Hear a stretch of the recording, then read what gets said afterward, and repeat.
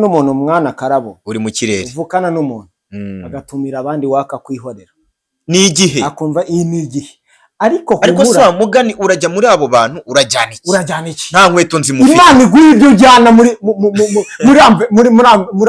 nuza muri envelope umva se nta nkweto afite ajyanayo arajyana iki ipantaro yarashaje igitenge cyaraciye yarataburitse baramuha invitation urarinda urakazwa n'iki kuri mu gihe cyawe niba uri mu gihe cyo kudatumirwa genderera muri icyo kirere ahubwo wowe ugira intumbero uvuga uti nibisobanuka nanjye nzajya hariya hantu ikibazo nuko hari abatabasha kubyihanganira iyi nkorora ni abanyamafuta iyi nkorora yirukanya abazimu b'igisuzuguriro inkorora yirukanya abazimu shikatara baba ndirukana imyuka bibi bituma pa Karabo Koro ino tubaze tumwerekeza bahita bamwerekeza iryiriye byagenze bite nubwo wenda yarutotse ariko yarutotse yarabanje kurwana urugamba rukaze kubera ururimi rero rinda ururimi rwawe wowe nkurikiye niba hari isezerano ufitanye n'Imana hari ikizagukorera ntago ari ngombwa buri kimwe everything ngo ugende ubwira abantu babwire ngo Imana ngizankorera iki Imana izankorera none se ko yasezeranye nawe yasezeranye na runaka gusa icyo ndimo ndagira ngo ntangarize uyu muntu dukurikiye niki Umurisho TV Umurisho TV Umurisho TV Umurisho TV tuyikurikire turi benshi kinyamakuru cyiza kandi kizewe dore nanjye ndahari Yes, ibihe byiza kuri wowe ukunda kandi ugakurikira ibiganiro byo ku Murisho TV aho uri hose ndakwifuriza kumererwa neza. Nitwa Karabo k'Imana ngarukanye n'umuvandimwe murabyibuka ko mu minsi yashize twarakoranye ibiganiro bye bitandukanye tumaze gukorana ibiganiro bibiri hari icyo twakoraniye hariya kuri Hilltop Hotel urabyibuka muri wa munsi w'abafite ubumuga bw'uruhu uba ku itariki 13 z'ukwezi kwa gatandatu. Turongera dukorana ikiganiro waje hano mu rugo. Yego. Urongeye uragarutse. Nagarutse ariko ngarutse ndi mushya. Ugarutse uri mushya? Yego. Reka rero tugushimire wowe wakanze subscribe hano ku Murisho TV. Mubwire ngo nutarayikanda ayikande rwose. Ayikande kugira ngo ujye ubana natwe umunsi ku munsi. Je n'uyu muvandimwe rero turavukana turi abantu bahasorinze baragerageza barapambana bararwana batitaye ku bumuga bafite batitaye ku babasubiza inyuma batitaye ku ncantege zose zazaga zitugera mu matwi. Uyu munsi turi abantu b'abagabo uyu munsi twashinze channel aha twicaye ni kuri channel yacu kandi nta fake subscribers urimo naba original gusa. Dushimira Imana rero. Fide uriyumva gute kuba wongeye kugaruka hano ku Murisho mu rugo? Ndiyumva neza ni iby'igiciro gikomeye cyane kuba umuntu ashobora kuba yapanga ikintu yego kikaza gukomera kubera cyane kuba mbivuze ikintu kubera YouTube ni YouTube umuntu abahereye bibaze guhera ku subscribers umwe kugera right now kano kanya aba subscribers dufite rero ni iby'igiciro gikomeye cyane kandi ikindi first of all turabanza gushimira n'abantu bose bagize uruhare mu gufata urutoki rwabo n'imitekerereze yabo bagakanda kuri subscribe. Imana ije baho umugisha kandi mukajya mubura ibyo mukenera. Yes, reka rero tubanze tugire gutya tubinywere babarira uzamura ko kandi tubanze tubinywere ariko banza kubiteho cheers ubuzima bwacu.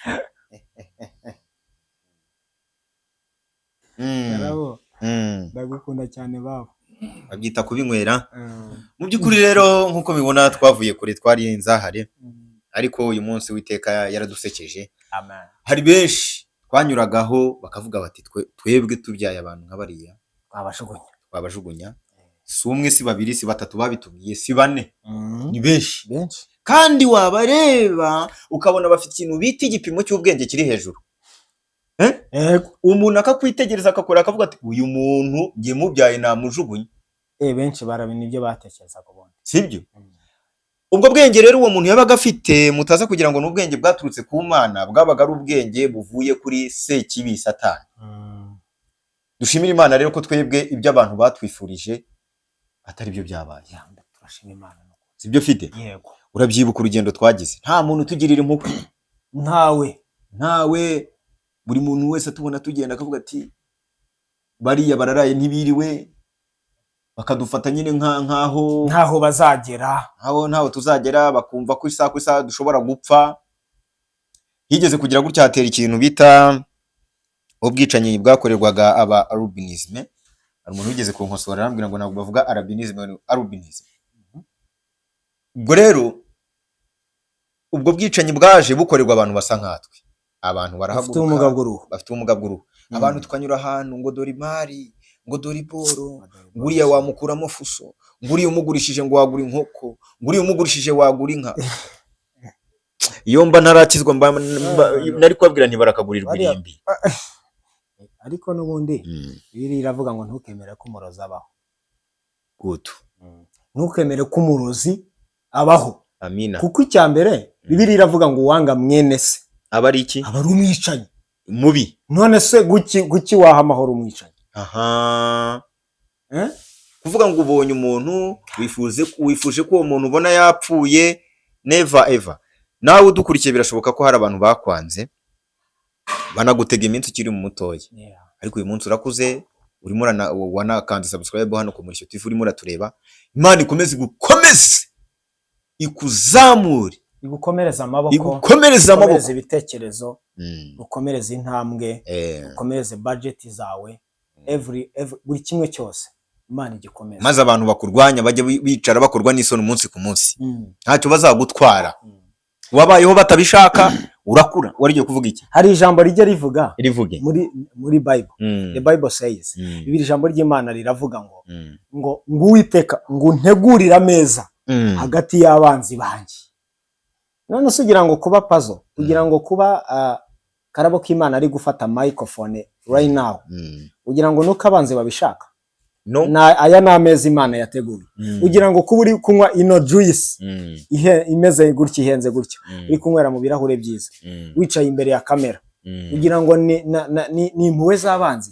Aya n'ameza Imana yateguye hagati y'abanzi. Yego. Rero Imana, buri muntu wese udukurikiye, Imana ikomeze gutegurira ameza hagati y'abanzi. Kuko nubundi ndagira ngo mbwire abantu bose mudukurikiye, mwibuke ko Imana buriya umuganga aravura ariko ntafite ubushobozi bwo kuzura, ariko Imana yo ibasha kuvura ikanazura. Amen. Uri mu mavuta, urimo mu mavuta ya nyayo. Noneho rero ariko mbere yuko tujya mu bindi byinshi, ndagira ngo mbanze mbwira abantu ko uyu muvandimwe afite indirimbo nshyashya. Afite indirimbo nshyashya, ni nayo ituzanye hano. Ntabwo tuhafite iminota myinshi cyane, nubwo tufite ibintu byinshi byo kubabwira. Turababwira ibintu byinshi kandi muranezerwa. Iki kiganiro muzajya munagisubiza inyuma mu cyumve kibakomeze. Indirimbo harya yitwa ngo iki? Indirimbo yitwa ni ya 15 mu Gakiza, yitwa Amasezerano by Mr Fido feat Tom Glory. Nifitanye cyane Tom Close. Tom Glory. Tom Glory. Yego. Nifitanye n'umuvandimwe ari muri Manchester mu Bwongereza. Ni inshuti yanjye, yari yaraje kundeba mu Rwanda, ariko kubw'impamvu z'akazi kenshi yasubiye mu Bwongereza. Ariko nyine dufitanye twashinze nyine team yo gukora indimo. Urumva yaje mu Rwanda, ninjye ugiye witawurira indege nkajya kumusanga. Rero ni indirimbo yitwa Amasezerano by Mr Fido feat Tom Glory. Tom Glory dore karacagase. Abantu nibajya kuri YouTube yitwa Tom Glory. Ndaza kuguha nimero usunike kazamuke. Ariko kara umwanzi kwanga azapfa, azihamba. Umwanzi unyanga azihamba. Umwanzi ukwanga ntakeneye izindi support zimuhamba, wazihamba ubwe. Nukwanga azagenda kubera ko yamenye ko yanze Karabo, kandi Karabo atari umuntu wo oya, reka mbibwire agende yishyire mu mwobo, yishyireho n'indi. Reka mbibwire n'abantu badukurikiye. Karabo ni umwe mu bantu bumvaga badafite icyizere cy'ejo hazaza, kandi yari nge mukuru, ninge mukuru ariko ninge wacitse intege mbere ya Karabo. Ariko uyu turavukana kuri papa na mama, ariko Karabo ndamushimira ko yambereye motivation. Navuga ngo motivation z'uburyo bwose. Niwe watumye right now izina ryanjye riba big name. Ndashimira Imana kubwo yampaye Karabo. Hari ibintu byinshi naciyemo, iyo ntaza kugira Karabo, umushimira abantu mufite nimero ze mukande ku kanyenyeri mukandire Karabo. Ndabibasabye, reka mbanze mbisubiremo neza. Abantu mufite nimero za Karabo ni 078 6 8 5 karindwi 4 784 784 Yeah. 078 688 55 784. Iyo ni nimero ya Karabo. Hari n'abantu mumuzi ndabizi muramuzi, ariko mumbabarire ku bwanjye bwa Mr Fido, umuntu ukunda Mr Fido mwangiye mumbona muri Petiside Hall Church ya kwa Rugamba, muri Zion Temple, muri Restoration Church, another church. Mumbabarire mu supporting Karabo Kimana. Yeah, another churches. Karabo Kimana ni inshuti yanjye yagiye amotiva. Sorry buretse ndaje ngo wamagane mu kanya. Uri kumva? Karabo mumwohe mukande ku kanyenyeri mu muha amafaranga. Gusa ntagabuza amafaranga. Ariko nyine burya support yiza mu yindi birusha ku. Buriya rero reka mubwire Fideli. Ndabivuga urakara bikurakaza. Ntago ndakara warakara se. Kuko ibintu biri ku murongo ngo ibyesu ni ku murongo niko bavuze umuhanzi wabyanditse. Bavuze ngo ibyesu ni ku murongo. Abizi ko nawe diro zawe zose ziba ziri ku murongo. Ziba ziri ku murongo. Ariko nyine ndadeviye. Oya nta kibazo. Icyo ndimo ndabwira abantu badukurikiye. Ngewe muri ibirere ndimo. Amavuta ndimo. Simbabazwa n'umuntu utankandira akanyenyeri. Ahubwo uwo muntu nge mutera antera impuhwe zo kumva, ahubwo nge mba numva narira. Uyu muntu wakakwiye kuba avuga ati Patrick ngiye kumushyigikira cyangwa Karabo Kimana cyangwa Fideli. Ariko reka nivuge gutya. Nkabona uwo muntu wenda afite ubutunzi, afite ibya mirenge, nta kintu amariye. Ahubwo nuwo gushungera gusa. Uwo muntu ngiye arambabaza. Uzi impamvu ambabaza? Ntabwo ambabaza kubera ko atamaye amafaranga ye. Yakabaye amenya Karabo uzaza w'ejo hazaza. Sibyo? Yakabaye amenya Karabo w'ejo hazaza. Nigeze kubwira abantu mu rusengero, nababwira nti Imana iramutse ihishuriye abantu icyo tuzaba cy'ejo hazaza. Imana ikereka abantu ejo hazaza hawe wowe udukurikiye. Ndakubwiza ukuri kw'Imana, hari na benshi bashobora kurara batutubikanye bakavuga bati ye Fideli ni ugiye gutunga Range Rover, Karabo Kimana wenda niwe ugiye kugira inzu cyangwa niwe ugiye gutunga ibi n'ibi. Uvuga ngo ejo hazaza hacu hari mwibanga. Yesu ugira ngo Yosefu impamvu atagize ibanga buriya tubwire n'abantu badukurikiye. Mujye mugira amabanga. Mujye mugira ibanga. Ibintu byose mushyira hanze. Abanzi baba kuba bakurikiranye babo barimo kubapangira inzira zo kugira ngo babaneshe cyangwa babatsinde. Abarwanya ni Yosefu, Imana yamwihereye inzozi. Umutipe nawe ngo bukeye ngo akoranya bene se. Arabakoranya. Ngarangije arababwira ngo ngo narose ngo imiba yanyu ngiryamye ngo uwanjye ngaruhagaze. Kandi bari abanyabwenge. Buriya aba bantu bose tuba tubwira ibya nabahanga. Urumva baragaraduwetinze my friend. Baradefanze. Uri kumva? Ngarangije arababwira ngo imiba yanjye ngo yari ihagaze ngo yanyiryamye. Avuga tumuginga agiye kudufatana gasozi. Agiye kugafata mbere yacu. Tubanze tumwerekana tumwerekeza. Bahita bamwerekeza iryiriye. Byagenze bite? Nubwo wenda yarutotse, ariko yarutotse yarabanje kurwana urugamba rukaze. Kubera ururimi rwe. Kubera ururimi. Rero rinda ururimi rwawe wowe nkurikiye. Nimba hari isezerano ufitanye n'Imana hari ikizagukorera. Ntago ari ngombwa buri kimwe everything ngo ugende ubwira abantu babwire ngo Imana ngizankorera iki, Imana izankorera. None se ko yasezeranye nawe yasezeranye na runaka. Gusa icyo ndimo ndagira ngo ntangarize uyu muntu udukurikiye niki. Kuba Imana yarahishe ibanga, kuba Imana yarahishe ahazaza hawe abantu. Wadi urufunguzo rukurinze. Kuko Imana iramutse iberetse ejo hazaza hawe bashobora guhita bakugambanira bagashaka kukwica nkuko bari bagiye kubikorera Yosefu. Cyane. Bivuze iki rero? Wowe komeza wigumire gutyo bakomeze bagire ngo uri umuntu usanzwe. Uzi ko bajye batubona bakagira ngo turasanzwe. None se Dawidi muri bene se ntago yajyaga kuragira n'intama nabo. Rimwe na rimwe bo bagezaho Dawidi akaba ari we ukomeza kuragira intama. Ari kibaze na se. Uretse se Dawidi yari kuzaba umwami. Yego.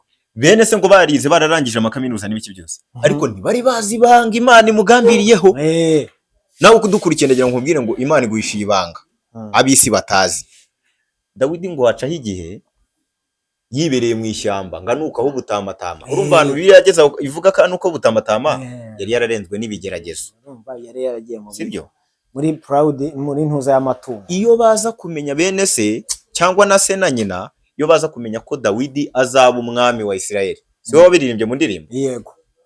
Iyo baza kubimenya kare bari kujya bamusangisha ibyo kurya no mu ishyamba bakajya kuba bamuganiriza kuko bari kuvuga bati turimo turaganiriza umwami. Winini manda de sere kone manda. Ubanga ubwire Pazo. Kangubwire Patrick. Oya urwo rurimi ntago. Ni wisha kandi manda. Imana yo mu ijoro kangubwire ngo oya uru n'ururimi rukora. Ba. Reka nkubwire. Abantu mwese mudukurikiye. Ngomba. Nubwo ubona umuntu ataguha invitation. Ni igihe cyawe kitaragera. Yego. Uri mu mafuta. Urumva? Hari igihe uvukana n'umuntu mwana karabo. Uri mu kirere. Uvukana n'umuntu. Agatumira abandi waka kwihorera. Ni igihe. Akumva iyi ni igihe. Ariko sa mugani urajya muri abo bantu urajyana iki? Nta nkweto nzimufite. Imana iguye ibyo jyana muri nuza muri envelope. Umbase. Nta nkweto afite ajyanayo. Arajyana iki? Ipantaro yarashaje. Igitenge cyaraciye. Yarataburitse. Baramuha invitation. Urarinda urakazwa n'iki kuri mu gihe cyawe. Niba uri mu gihe cyo kudatumirwa genderera muri icyo kirere, ahubwo wowe ugira intumbero uvuga uti nibisobanuka nanjye nzajya hari ahantu. Ikibazo nuko hari abatabasha kubyihanganira. Bakavuga ati niba runaka atampaye invitation. Ndahita njya mu mugozi wa Supernet cyangwa Winuza. Akabara budedesha arya nuko budedeza n'ingo akamanika urukweto. Ariko icyiza no kwihanganira mu bigeragezo. Bibiri iravuga ngo hahirwa uyihanganira ibimugerageza kuko azambara ikamba. Namara kwemerwa. Azambikwa ikamba. Buri muntu wese udukurikiye. Nabwiye aba komeza. Iyo nkorora ni gusa suko. Oyi niyo. Iyi nkorora ni abanyamafuta. Iyi nkorora yirukanya abazimu bigisuzugurire. Nkorora yirukanya abazimu. Rere shikatara baba. Ndirukana imyuka bituma pa karabo koro. Ino muvandimwe apfuye nahomba byinshi. Toka daimoni. Yego. Kuki ayimine shaya. Denemanda. Takuwa manda. Yego. Ubwo rero uzi ko ndi gukina. Tugende dukomeze. Uretse gatoya. Jewe ngendana n'umwuka wera.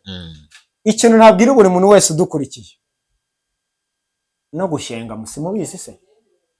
Ye dushenga no mu bumana buriya ntacyo bitwaye. Ikintu nabwira buri muntu wese udukurikiye. Ntukihebe, ntukavumira itararenga. God is able, God is all, God is everything. Kama unajua Mungu utaogopa nini? Usiogope chochote, Mungu anaweza kufanya yote. Umva icyo ndimo ndakubwira. Abantu buriya hari ikintu kimwe bajya bitiranya. Hari ikintu tukunda kubwira abantu ariko bakacyumva hari nk'ijambo risanzwe. Ikintu kigaragaza yuko ejo hawe ari heza. Ngiye kubabwira ikintu cyoroshye cyane. Njya nkunda kubibwira abantu mu rusengero. Ikintu kikwereka yuko ejo hawe ari heza, uzajya unakubitisha abadayimoni bashaka ko kwihebesha. Nujya ubyuka ukabona biremeye. Ukarambura amaso ukabona biremeye. Ibyo urumva? Yego. Ukavuga ukumva ijwi rirasohoka. Yego baba. Ni urufungu, ni ikikwereka ko Imana hari iki kigusigarije.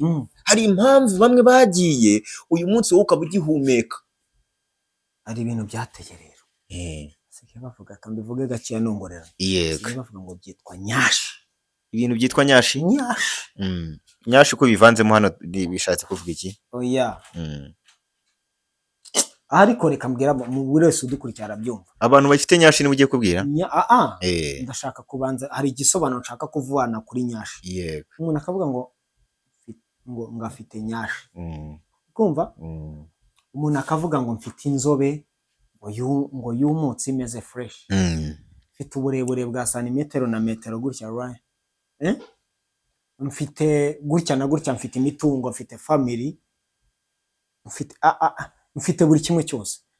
Ariko iyo ndebye abantu benshi bagiye bava mu isi y'abazima, sibyo? Wowe ukaba ukiriho ugihumeka, wibwira ko nyashi yawe iruti y'abandi bagiye. Uza abantu bapfuye bafite nyashi. Wibwira ko ufite face, wibwira ko ufite amenyo meza arenza y'abagiye. Reka. Wibwira se ko uzi ko washopingiye ahantu heza abapfuye batashopingiye. Wibwira yuko wowe uzi gutera ipasi kurenza abandi. Oya ngenda bashaka kubanza kubwira umuntu dukurikiye w'umukobwa w'umusore. Abacukuzi b'imva baba barimo gusenga isengesho bavuga ngo Mana duha abakiriya. Isengesho ry'abacuruzi imva ndarivumye mu izina rye. Buretse gatoya Pazo. Umucukuzi abacuruza serekeye. Listen to me. abacukuzi b'imva barimo kuvuga ngo Mana duha abakiriya. Aba bakiriya ni bande? Nabapfuye inshuti yanjye bamanitse urukweto bahanaguritse ku ikarita kuri simukadi y'isi.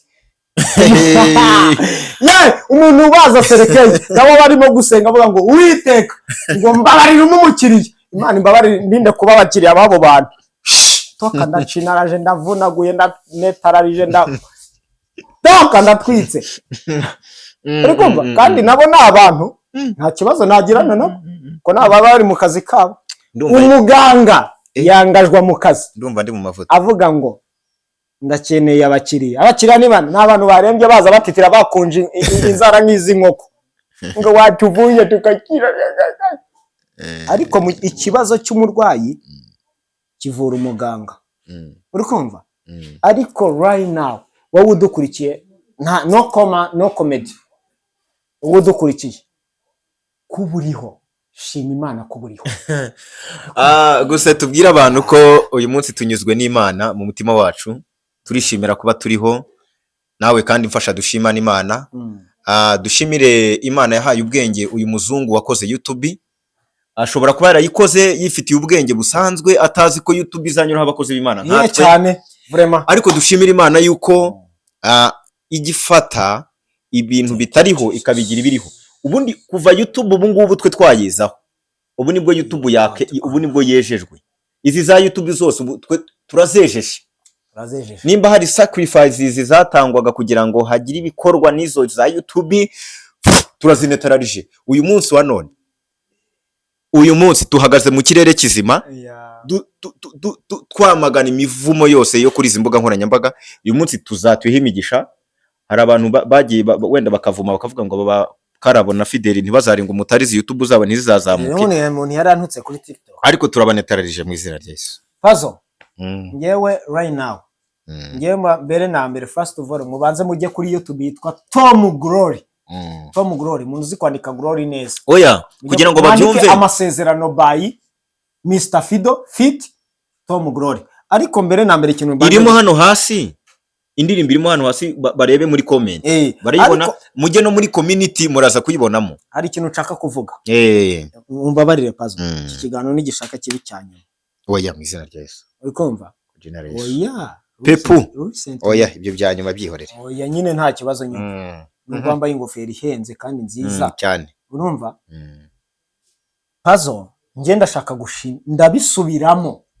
Abantu mukunda Karabo k'Imana, mumbabarire mwongere mu mukunda inshuri imwe, inshuri igihumbi, kubera ko ni umuntu uzi haso z'imibereho, ni umuntu uzi struggle z'ubuzima.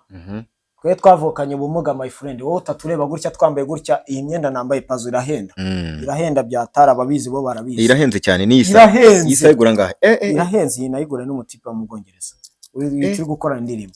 Iyi myenda nuyireba, ni imyenda iri ku giciro gihenze. Sibyo, reba urukweto nambaye bwonyine, reba ishati wambaye, reba ipantaro wambaye, reba urukweto byonyine.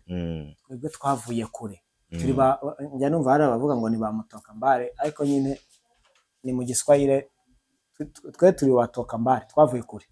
Ariko ikintu ngiye mbanza kubwira abantu mwese mudukurikiye, abanyamakuru, aba content creator, mukunde Karabo k'Imana. Yego. Uri kumva?